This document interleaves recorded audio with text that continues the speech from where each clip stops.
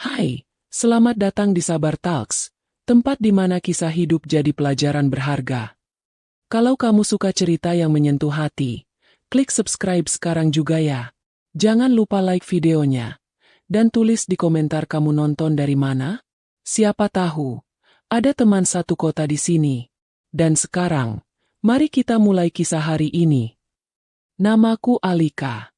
Sejak kecil, aku tahu bahwa ibu yang merawatku bukanlah ibu kandungku. Tapi sejujurnya, aku tidak pernah merasa kekurangan kasih sayang sedikit pun dari Bu Rini, wanita yang kupanggil ibu seumur hidupku. Ia adalah sosok yang lembut, penyabar, penuh perhatian, dan selalu ada untukku, bahkan lebih dari yang bisa kuharapkan dari seorang ibu kandung. Orang-orang di sekitarku sering berkata betapa beruntungnya aku. Kamu itu seperti anak kandung Bu Rini, meski bukan darah daging, begitu kata tetangga. Aku hanya bisa mengangguk sambil tersenyum, karena memang begitu adanya.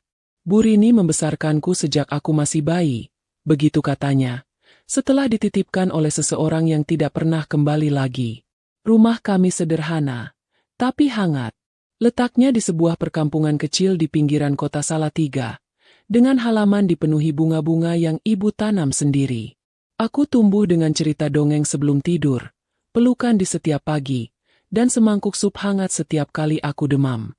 Tak ada satupun celah yang membuatku merasa asing.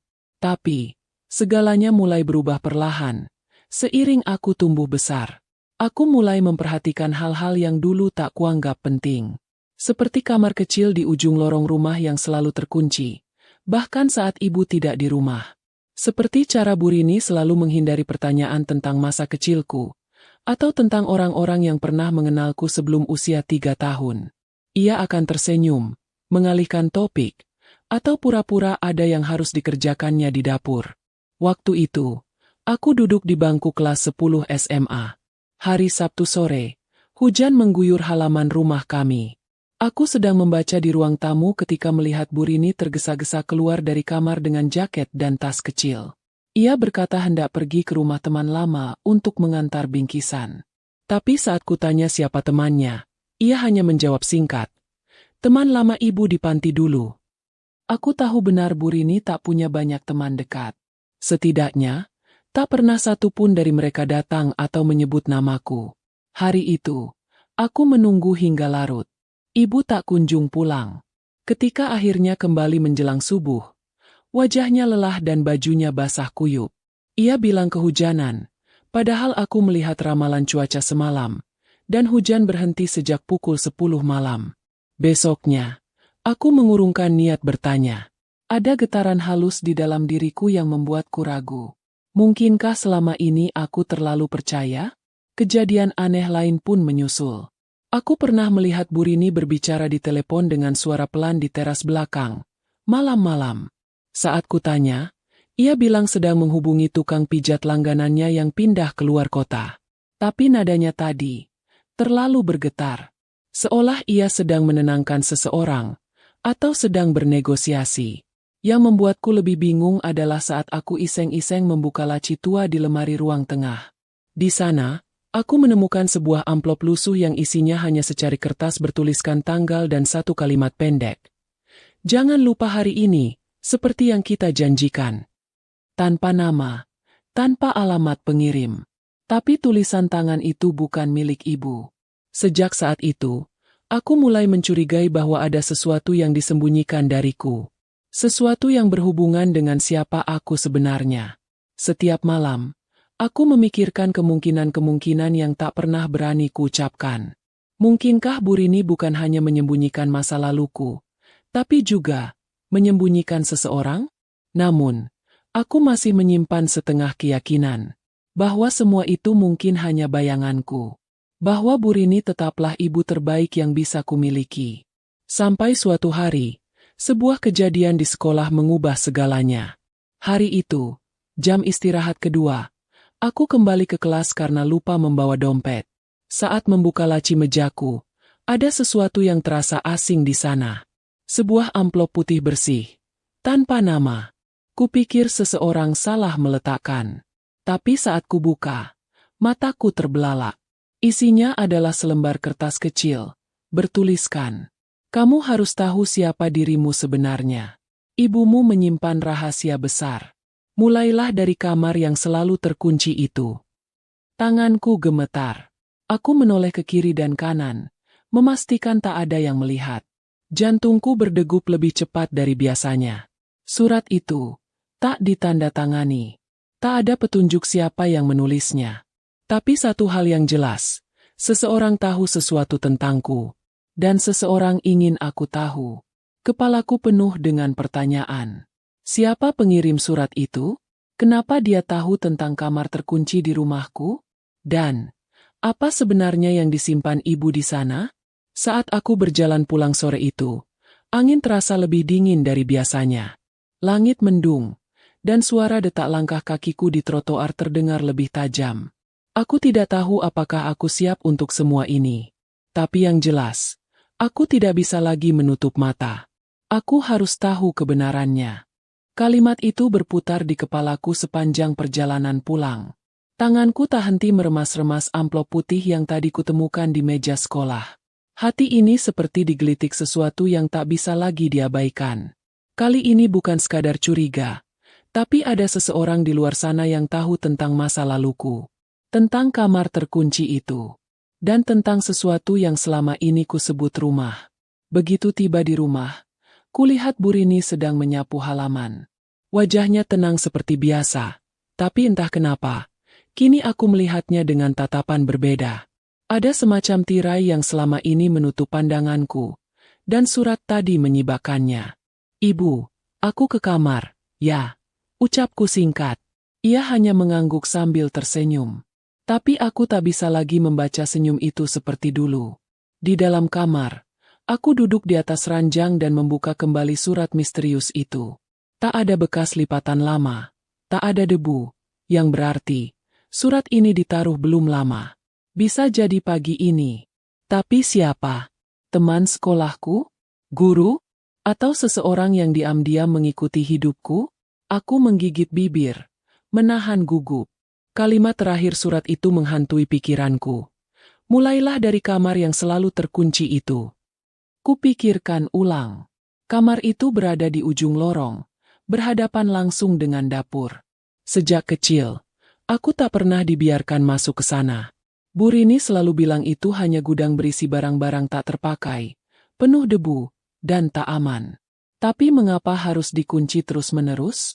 Dan mengapa aku bahkan tak punya kunci duplikatnya? Tiba-tiba ada ketukan pelan di pintu kamar. Li, bantu ibu angkat jemuran, yuk. Suara Bu Rini dari balik pintu. Aku terhenyak. Cepat-cepat kuselipkan surat itu ke dalam novel, lalu membuka pintu. Oh, iya, Bu. Aku mencoba tersenyum.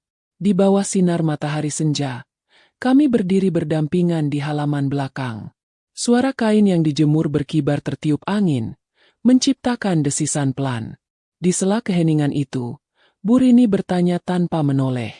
Kamu kenapa, Li? Kelihatan murung. Aku menoleh padanya. Untuk sesaat, hatiku terasa nyeri. Ini wanita yang merawatku sejak kecil. Wanita yang mengajariku membaca, yang menjahit bajuku saat robek, yang menangis diam-diam saat aku sakit demam. Aku cuma capek, Bu. Jawabku singkat. Ia mengangguk, tak mendesak. Namun saat itu juga, mataku menangkap satu hal aneh. Di tangan kirinya, tergantung sebuah kunci. Kecil. Logam perak. Ia terlihat buru-buru menyelipkannya ke dalam saku celemeknya. Aku menelan ludah. Apakah itu kunci kamar yang selama ini terkunci? Malamnya, aku menunggu hingga Bu Rini masuk ke kamar dan mematikan lampu. Aku menempelkan telinga ke dinding. Tak ada suara. Lalu perlahan membuka pintu kamarku. Lorong rumah sunyi dan hanya diterangi cahaya temaram dari lampu dapur yang sengaja tidak dimatikan. Langkahku ringan, nyaris tanpa suara. Jantungku berdebar begitu keras, seolah bisa terdengar dari luar. Aku berdiri di depan pintu kamar yang selama ini jadi misteri. Gagangnya dingin, terkunci, seperti biasa. Kupastikan keadaan sekitar. Lalu kutarik alat tipis dari saku, sebatang penjepit rambut yang kupinjam dari sahabatku, Sela, tadi siang. Ia pernah menunjukkan cara sederhana membobol kunci kuno seperti ini, hanya untuk iseng membuka loker sekolah. Tanganku gemetar saat mencoba mencongkel lubang kunci. Klik. 2 kali. 3 kali. Klik. Pintunya sedikit terbuka. Dek. Aku membeku. Tak menyangka itu berhasil. Dengan napas tertahan, aku mendorong pelan pintunya. Ruangan itu gelap dan berdebu. Bau kayu tua dan kertas usang menyeruak. Aku mengendap masuk dan menghidupkan senter dari ponsel. Cahaya itu menyorot rak buku tua, koper usang, dan satu lemari besi kecil di pojok ruangan. Kakiku melangkah pelan menuju rak. Kertas-kertas berhamburan. Sebagian besar tampak seperti catatan harian, sebagian lagi, dokumen. Satu map coklat menarik perhatianku. Di bagian depannya tertulis, Alika, 2007, Rumah Sakit Bakti Husada. Tanganku menggigil. Ini? Rumah sakit tempat Bu Rini bilang aku ditinggalkan dulu. Kubuka pelan map itu. Isinya akta kelahiran, hasil pemeriksaan medis bayi, dan sebuah kliping koran lama. Kupasang baik-baik senterku. Judul besar di halaman itu membuatku hampir jatuh terduduk. Bayi perempuan hilang dari ruang bersalin, diduga diculik, orang tua masih mencari jejak. Ada foto seorang bayi, matanya besar, pipinya tembam, dan saat kulihat lebih dekat, aku merasa melihat cermin masa lalu. Itu, aku. Tanganku menutupi mulut. Koran itu bertanggal 2 minggu setelah tanggal kelahiranku. Dan namaku, bukan tertulis Alika, tapi Alesha. Aku membaca cepat isi berita itu. Seorang bayi perempuan hilang dari ruang bersalin saat malam. Para suster tertidur, kamera mati, dan hanya satu perawat yang bertugas di lorong malam itu. Tak ada saksi, tak ada jejak. Nama orang tua di artikel itu, Arman dan Devi. Aku tidak mengenal nama itu. Tapi mereka mungkin orang tuaku yang sebenarnya. Tanganku gemetar saat meraih buku catatan yang tertumpuk di bawah koran itu. Sampulnya merah tua, kertasnya mulai menguning. Kubuka halaman pertama. Tulisan tangan Bu Rini. Hari ini aku melihatnya menangis di ranjang kecilnya. Tak ada yang menjemputnya. Sudah 3 hari. Orang-orang bilang ia bayi sial. Tapi aku tahu Tuhan menaruhnya di pangkuanku bukan tanpa alasan. Mungkin, aku ditakdirkan jadi ibunya. Air mataku jatuh. Buku harian itu berisi cerita dari tahun ke tahun. Bagaimana Bu Rini kehilangan anak kandungnya karena keguguran. Bagaimana ia depresi. Dan bagaimana ia melihat bayi mungil itu sendirian di rumah sakit. Ia bukan menculik, tapi juga tidak pernah melaporkan. Ia membawa pulang bayi itu, memberinya nama baru, dan membesarkannya dengan seluruh cinta yang tersisa. Aku adalah bayi itu. Seketika, seluruh hidupku terasa seperti potongan-potongan kaca pecah. Identitasku, namaku, orang tuaku, semua yang selama ini kukira nyata, ternyata adalah bayangan dari sebuah kenyataan yang ditutupi. Dan ibu, wanita yang kupanggil ibu seumur hidupku, diam-diam menyimpan rahasia itu sendirian. Bertahun-tahun. Langkah kaki di lorong membuyarkan pikiranku. Aku segera mematikan senter, meletakkan dokumen di tempat semula, dan menyelinap keluar kamar. Baru saja kututup pintu perlahan. Suara dari belakang membuatku membeku. Alika! Itu suara Bu Rini. Ia berdiri di ujung lorong. Wajahnya pucat. Sorot matanya tak bisa kubaca. Apa yang kamu lihat di dalam? Mulutku keluh. Seluruh tubuhku terasa dingin. Aku tak sanggup menjawab. Bu Rini melangkah pelan mendekat. Kamu sudah tahu, ya? Aku hanya bisa mengangguk. Perlahan. Dengan air mata yang menggenang. Wajah Bu Rini tiba-tiba berubah. Tak ada amarah. Tak ada kepanikan. Yang ada hanya kesedihan yang dalam. Ia terduduk lemas di lantai, menutupi wajahnya dengan kedua tangan. Dan untuk pertama kalinya seumur hidupku, aku melihat Bu Rini menangis seperti anak kecil. Tangis seorang wanita yang selama ini menyembunyikan kenyataan paling berat. agar bisa terus memeluk anak yang ia panggil putrinya. Aku terpaku di lorong, tak tahu harus melangkah kemana. Di depanku, sosok yang selama ini begitu kukagumi, kini terisak dalam keheningan rumah yang seakan ikut membeku. Bukan karena ia ketahuan menyimpan rahasia, tapi karena hatinya akhirnya retak oleh beban yang disimpannya sendirian selama bertahun-tahun. Aku perlahan melangkah mendekat, lututku gemetar. Tanganku nyaris terangkat untuk menyentuh bahunya, namun ragu menggantung di udara. Bu Rini mendongak perlahan, matanya sembab dan memerah.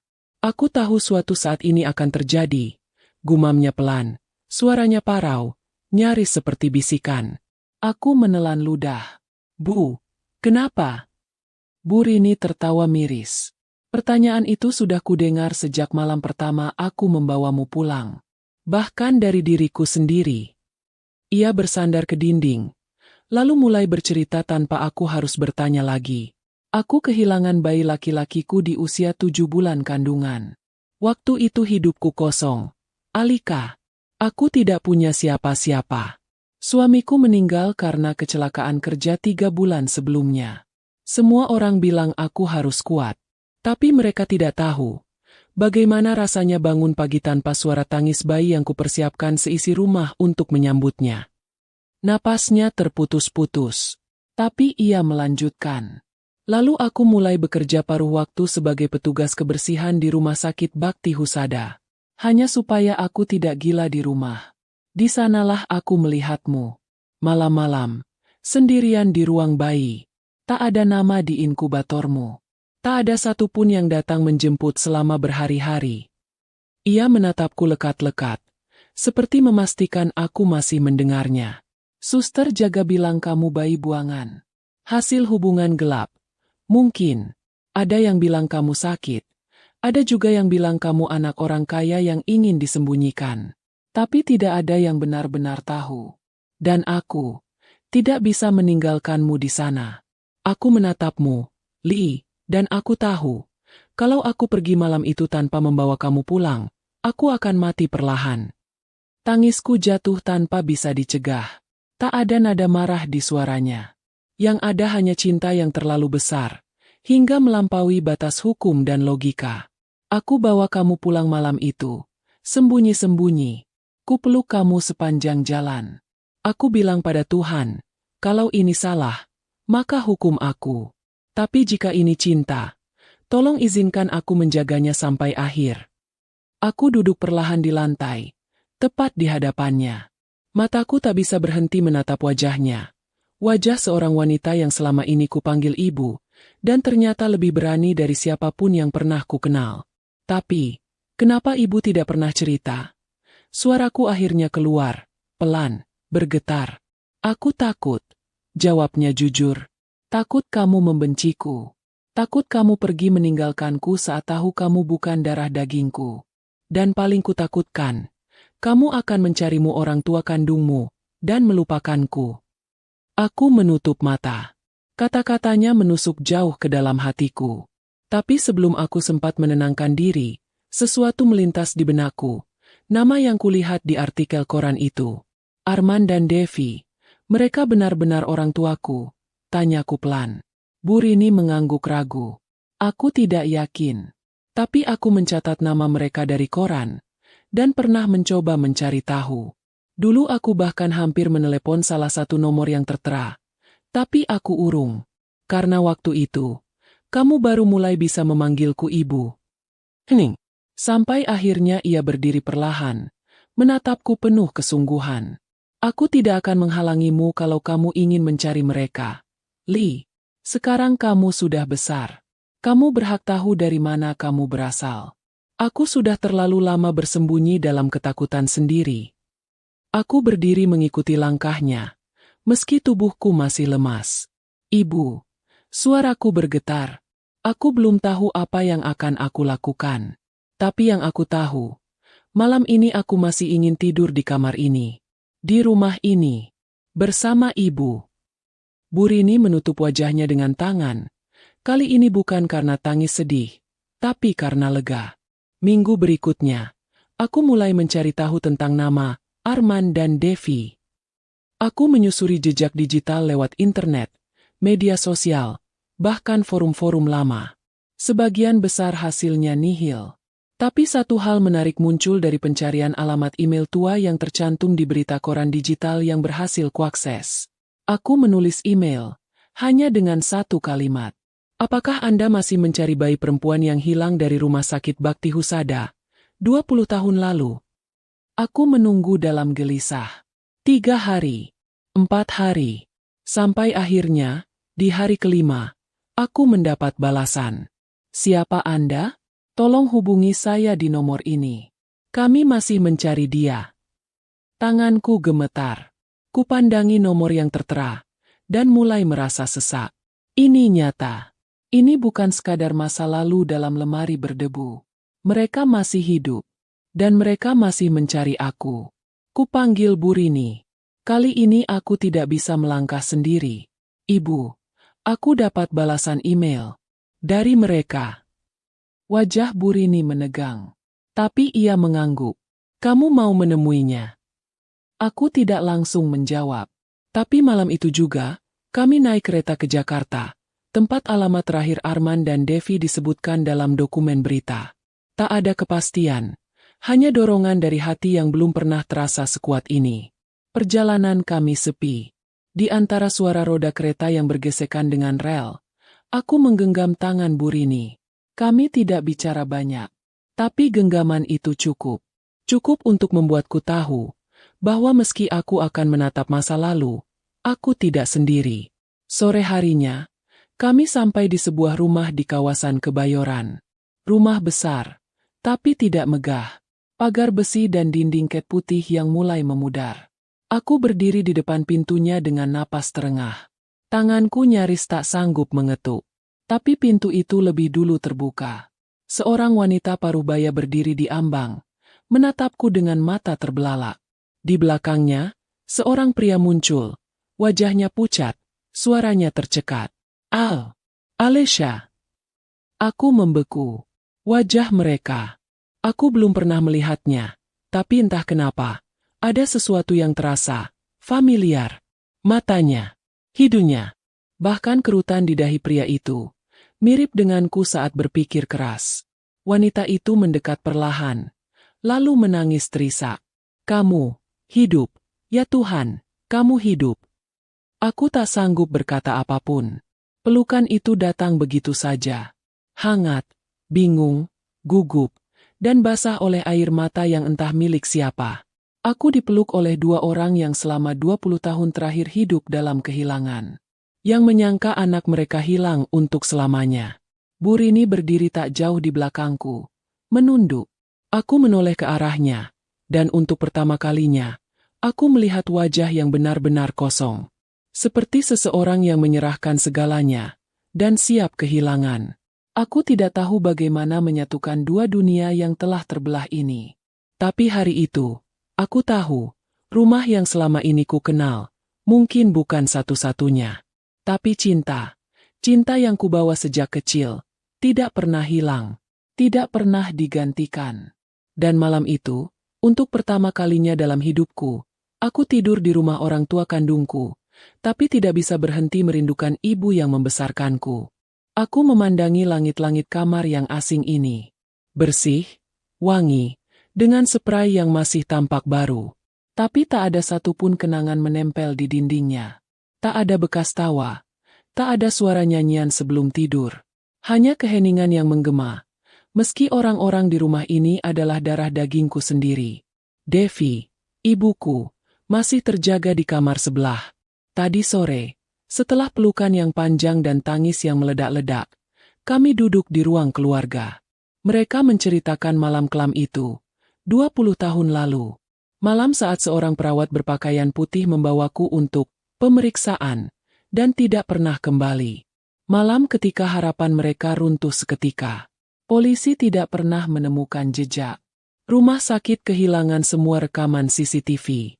Kami dianggap terlalu sibuk menyalahkan sistem, sampai kami mulai menyalahkan diri sendiri, kata ayah, Arman, dengan suara pecah. Devi menatapku seperti tak percaya aku benar-benar ada di hadapannya.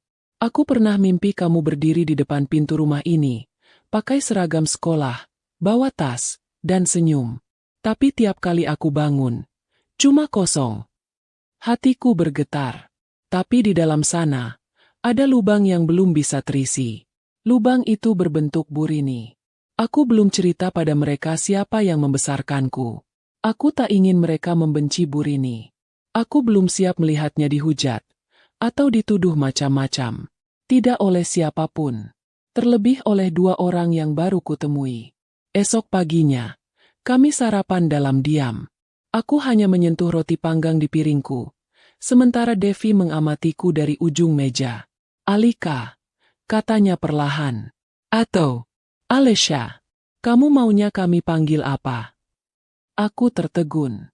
Satu pertanyaan sederhana, tapi rasanya seperti gelombang besar yang menghantam dadaku. Alika, jawabku mantap. Itu nama yang kubawa sejak kecil. Nama yang diberikan ibu. Devi menunduk. Ada luka di wajahnya, tapi juga pengertian. Ia tidak memaksaku. Sore harinya, aku memberanikan diri bicara. Kupaparkan semuanya. Tentang Burini.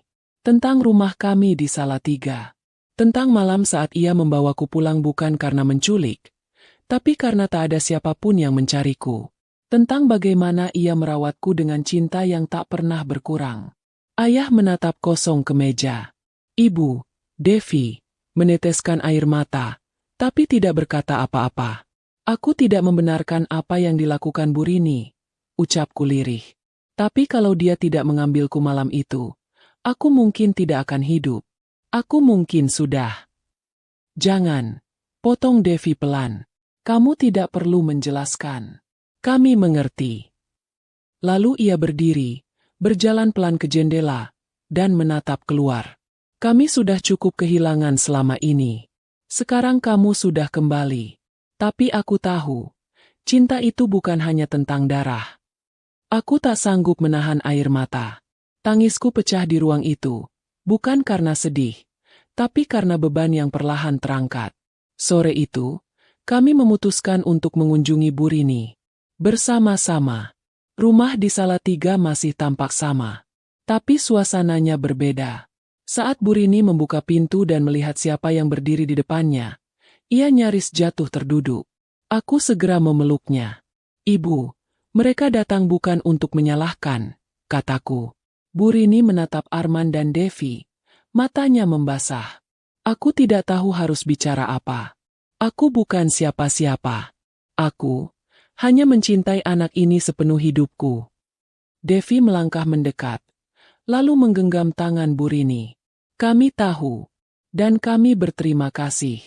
Karena kalau bukan karena kamu, kami mungkin tidak akan bisa melihat anak kami tumbuh dan berdiri seperti ini. Tak ada pelukan, tak ada tepuk tangan, hanya kesunyian yang menggetarkan. Tapi di tengah-tengah ruang tamu itu, 3 orang dewasa berdiri menatap satu sama lain, dan untuk sesaat, saling memahami. Tapi segalanya belum selesai. Malam itu, saat semua orang tidur, aku mendengar suara tangis dari kamar Burini. Pelan, tercekik. Aku diam-diam membuka pintu dan mendekatinya. Ia duduk di tepi ranjang, menggenggam sebuah baju bayi yang sudah memudar warnanya. Aku tahu ini akan datang. Hari di mana kamu harus pergi, bisiknya. Aku tidak akan pergi, Bu. Aku hanya menemukan satu bagian dari hidupku yang hilang. Ia menggeleng. Kamu bukan milikku sejak awal, Alika. Aku hanya numpang menyayangimu. Dan aku tahu, waktunya sudah habis. Aku meraih tangannya. Tidak ada yang bisa menggantikan ibu. Aku anak ibu, titik. Air matanya jatuh. Kali ini bukan karena takut kehilangan, tapi karena dia akhirnya percaya bahwa cinta yang ia berikan tak sia-sia. Namun kenyataan tetap tak bisa dihindari. Beberapa hari kemudian, kantor polisi memanggil Burini. Ternyata, sejak kabar tentangku tersebar, ada laporan lama yang dibuka kembali. Kasus penculikan bayi 20 tahun lalu yang belum pernah selesai. Aku tahu, ini bukan kesalahan orang tuaku. Bukan pula kesalahan siapa-siapa. Tapi hukum berjalan. Aku datang ke kantor polisi bersamanya. Duduk menunggu di luar ruang penyidik. Sementara di dalam, Bu Rini menjawab semua pertanyaan dengan tenang. Ia tidak berbohong. Ia tidak membela diri. Ia bahkan tak meminta maaf. Bukan karena sombong, tapi karena baginya, semua sudah dibayar lunas dengan caranya mencintaiku. Saat keluar dari ruangan, ia hanya berkata satu kalimat. Aku siap. Aku tak bisa berbuat apa-apa. Tapi hatiku teriak. Dunia yang kuanggap indah ini, ternyata tidak punya ruang untuk orang seperti Bu Rini. Yang mencintai secara tidak sah. Yang menyelamatkan dengan cara yang salah. Kasus itu memang tidak sampai ke pengadilan. Arman dan Devi menolak menuntut. Polisi pun akhirnya hanya memberikan peringatan keras dan menganggap kasus itu selesai secara kemanusiaan, bukan hukum. Tapi luka itu sudah tertanam. Bu Rini mulai menjauh. Ia tidak marah. Ia hanya merasa tidak lagi dibutuhkan. Dan itulah yang paling menghancurkan hatiku. Karena aku tahu, kebenaran telah membawa terang. Tapi sekaligus mematikan nyala kecil yang selama ini membuat hidupku hangat. Hari-hari setelah kejadian itu berjalan pelan, sunyi, dan terasa menggantung. Rumah Bu Rini tetap seperti dulu. Tapi kini terasa jauh. Aku sering datang, tapi ia semakin jarang bicara. Tidak ada lagi cerita tentang resep sayur lodeh. Tidak ada senyum saat menyambutku di depan pintu. Hanya keheningan, seperti seseorang yang sedang bersiap-siap mengucapkan selamat tinggal. Suatu pagi, aku datang lebih awal dari biasanya. Kudapati pintu rumah tak terkunci. Saat aku masuk, aroma kayu tua langsung menyambut. Tak ada suara dari dapur. Tak ada langkah di ruang tengah. Aku mengetuk pintu kamarnya, lalu mendorongnya pelan. Bu Rini duduk di depan meja rias, mengenakan blus lama yang sering ia pakai saat mengantarku ke sekolah dulu. Tangannya menggenggam foto kecilku waktu bayi. Ia menatap cermin, matanya sayu, seperti seseorang yang sudah terlalu lama menangis dalam diam. Bu, panggilku pelan. Ia menoleh. Senyumnya muncul, tapi bukan senyum bahagia. Itu senyum milik seseorang yang sudah rela kehilangan. Kamu datang, nak, ucapnya lembut. Ibu mau nitip sesuatu. Ia berdiri, mengambil amplop coklat dari laci, dan menyerahkannya padaku. Ini semua dokumen pentingmu. Akta, surat pindah sekolah, dan sedikit tabungan yang ibu simpan sejak kamu kelas 3 SD. Ibu tahu kamu tidak akan butuh ini lagi, tapi siapa tahu. Aku menggeleng. Bu, jangan bicara seperti itu. Aku masih anak ibu. Tidak ada yang berubah. Tapi ia menyentuh pipiku lembut. Yang berubah bukan kamu, Alika, tapi dunia. Dunia yang tidak mengerti bahwa cinta bisa datang tanpa syarat, tanpa alasan, bahkan tanpa darah. Aku memeluknya. Lama. Hari itu aku pulang dengan dada sesak. Tapi malamnya, aku membuat keputusan. Sebuah keputusan yang kutahu akan membuat semua orang bingung. Tapi hanya itu satu-satunya jalan agar tidak ada yang benar-benar kehilangan. Esoknya, aku mengumpulkan semua orang di rumah makan kecil milik Bu Rini. Aku meminta Arman dan Devi datang. Sore itu langit gelap, tapi tidak hujan. Seperti menahan tangis yang enggan jatuh. Di meja bundar, kami duduk berhadapan. 3 orang dewasa dan aku, gadis 20 tahun yang hidupnya baru saja terbelah menjadi 2. Aku tidak bisa memilih salah satu, kataku pelan, membuka percakapan. Aku tidak bisa berpura-pura bahwa semuanya baik-baik saja. Tapi aku juga tidak bisa berpura-pura bahwa aku tidak utuh. Semua menatapku. Aku akan tinggal bersama ayah dan ibu kandungku. Tapi setiap akhir pekan, aku akan pulang ke Salatiga. Ke rumah ibu, Bu Rini. Suasana sunyi. Hanya terdengar suara alat makan dan pelayan yang berjalan di kejauhan. Aku akan hidup di antara kalian. Karena kalian semua bagian dari diriku. Tidak ada yang lebih penting. Tidak ada yang lebih sah. Kalian semua menyayangiku dengan cara masing-masing. Dan aku mencintai kalian dengan cara yang sama. Bu Rini menunduk. Air matanya jatuh di meja. Tapi kali ini, itu bukan tangis kehilangan. Itu tangis lega.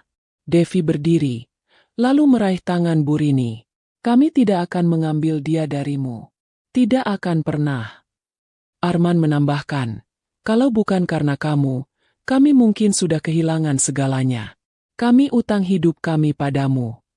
Untuk pertama kalinya, mereka bertiga duduk dalam satu meja, bukan sebagai orang-orang yang merebut satu sama lain, tapi sebagai orang-orang yang menyadari bahwa cinta yang dibagi tidak berarti cinta yang berkurang. Waktu terus berjalan. Aku mulai kuliah di Jakarta, tinggal bersama Arman dan Devi.